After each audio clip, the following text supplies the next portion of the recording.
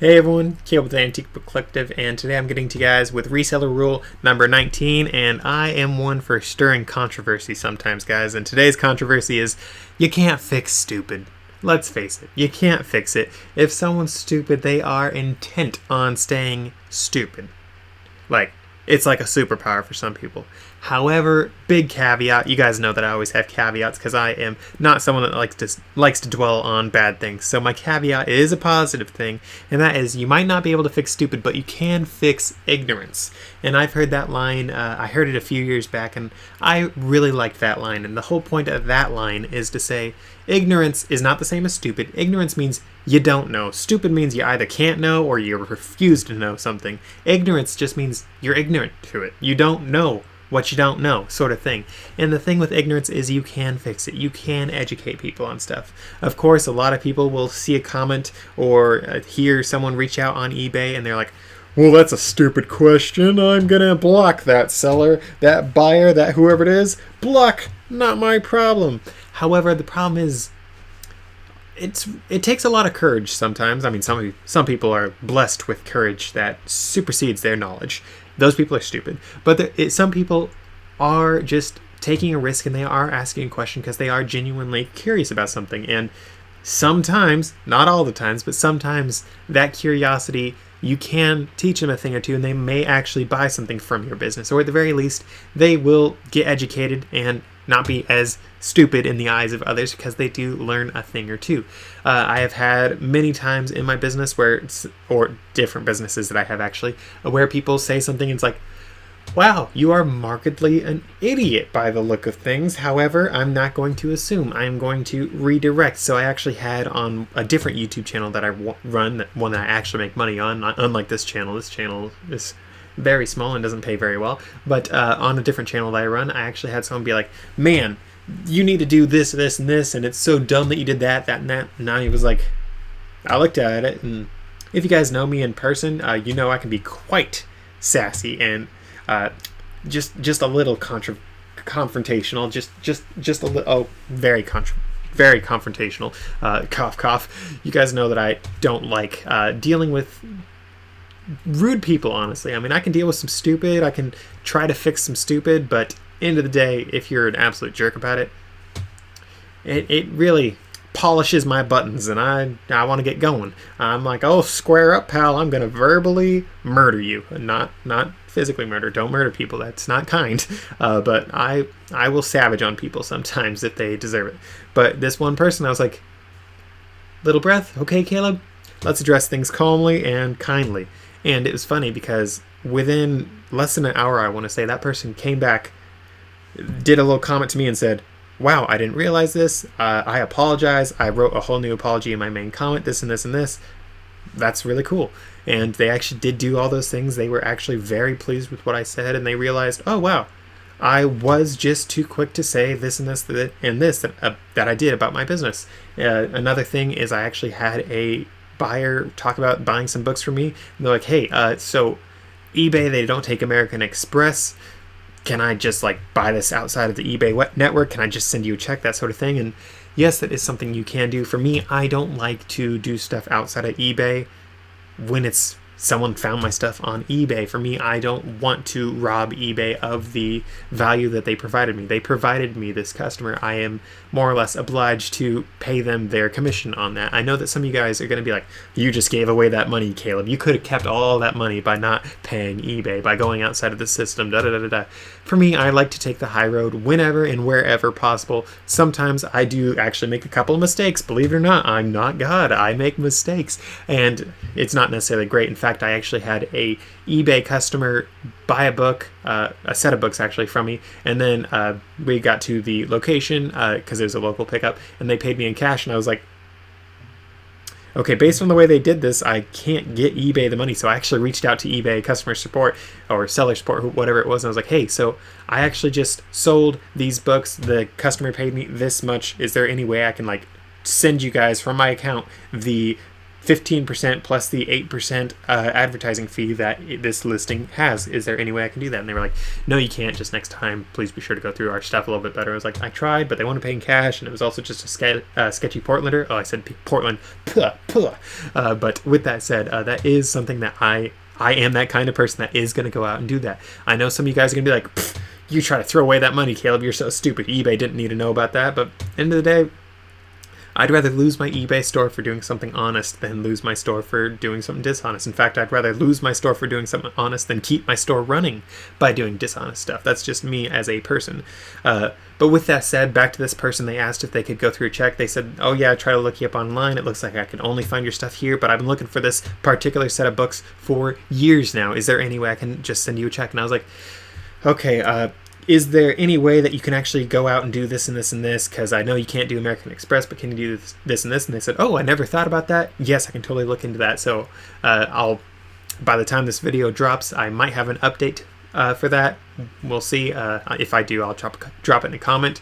This person might end up buying. They may not. It might be too many extra steps for them, but they seemed rather interested, and they really liked the problem solving that I brought to the forefront for this, because it still allows it to all go through the eBay network. And again, I feel like I owe eBay the money for this set of books because, again, they found me the buyer, and as the seller, I'm obliged to do my part of the bargain. They provided me the buyer, I provide them their 15%. So that's just me as a person. Again, you guys can do whatever you want, within reason at least. For me, honesty is the best policy, though. I am quite boring, quite vanilla, but for what it's worth, I love the taste of vanilla, so I will take that. But with all that said, this person, this particular buyer, they were very interested. They really appreciated my educating them on a potential option, and they were like, yeah, I'm going to check out all the other things in your store. I'm totally, wow, this is awesome. And I also liked it because if I do this, that means I get to still use eBay for the media mail shipping. I still get to use the eBay tracking, and I get the opportunity to leave this person positive feedback and for them to leave me positive feedback, because end of the day, positive feedback really helps your store. And I like getting my numbers up on positive feedback because it's nice to see that number rise, and it's nice to get all the nice words from my customers who are like, wow, this guy was really nice, this guy was really knowledgeable. Imagine that, people called me knowledgeable. Pfft, they must not know me. And they say, yeah, he packed things really well, he was really caring, he actually showed consideration on this. Like, people really appreciate what I do, they appreciate the way I go about my stuff. That's just how I like to run my business. You might think I'm stupid. Remember, you can't fix stupid. You can fix ignorance, though. That's the entire point of this video. So I hope that does encourage you guys to maybe see a couple stupid comments that you get, maybe on the street or maybe in your business, and just pause for a second and be like, okay, let me just think of this person as a 3-year-old and not a 90-year-old man who should know the answer by now. They're a 3-year-old, let me explain it. And that is sometimes the best thing that you can do, because you can fix ignorance. No matter how many times people tell you this person can't be taught, that this horse can't learn new tricks, and I know it's an old dog new tricks, but I'm talking about horse this time because I can, because horses are cool. And brief aside, sorry guys, there's a horse refuge thing in Buchanan, Oregon, so that's in southeast Oregon. It's a wild horse refuge. That was the coolest stinking camping trip I ever went solo on. Highly recommend. 15 out of 10 recommended. Coolest thing ever. If you guys can ever find a wild horse refuge to camp on, do it. It's neat, and those horses were beautiful. And I did not grow up as a horse girl, partially because I'm not a girl, but also because I never really cared that much. But man, after seeing those things in the wild, doing wild horse things, it was like, I'm in. I'm 100% in. And of course, I've seen other wild horses in the past. In Oregon, we got a lot of sort of frontier land, so there are lots of wild horse herds, but it was really cool camping, like within a stone's throw of a herd of wild horses doing cool wild horse stuff.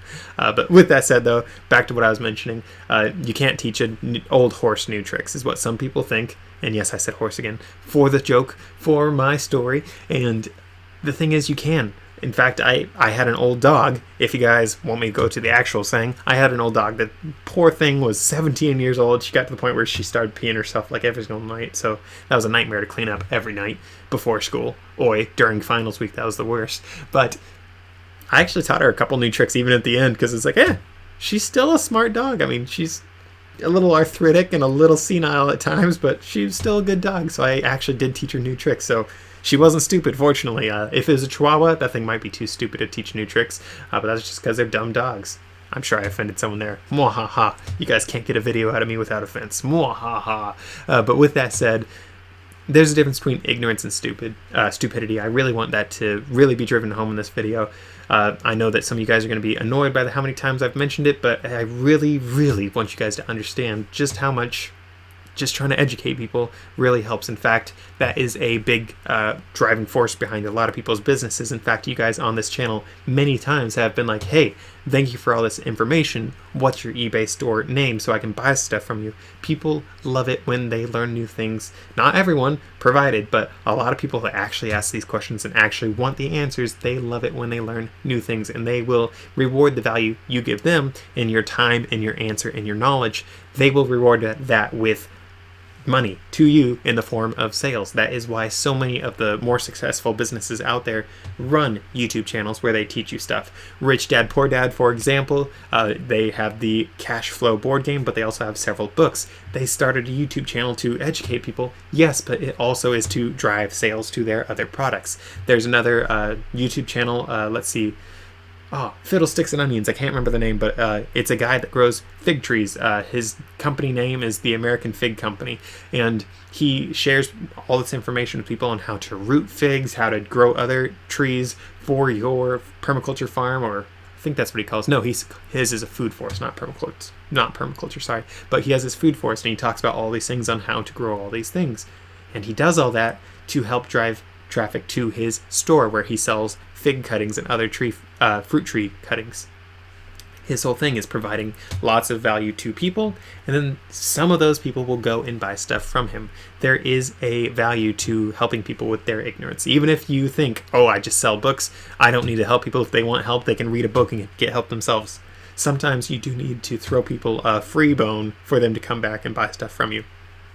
With all that said and done, I hope this video was helpful. I hope it inspired you guys to maybe not feel as inclined to laugh at the person who asks for the measurements on your books. If you guys have been selling on eBay any amount of time, you know what I'm talking about the people that are asking, how big is this book? Can you measure it for me?